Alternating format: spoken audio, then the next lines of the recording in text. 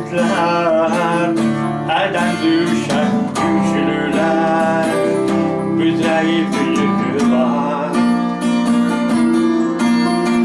Yorgunlar, güçsüz kalan, taqətsiz, zəif olan həyatı saman çöpə dönər, saman çöpə dönər.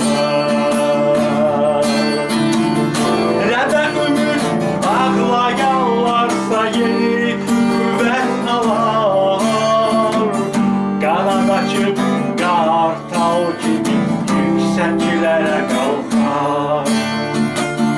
Rəbə ümid yıxılanı dizlərdən qaldırar, boş ürəyin öz sürülə sevinclə doldurar, sevinclə doldurar.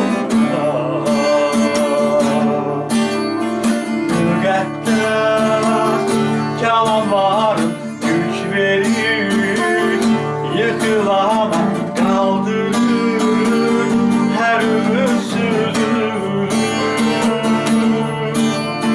Bu iman qanad verir, qaldırır yüksəklərə ürəyi, yenidən yaşatır.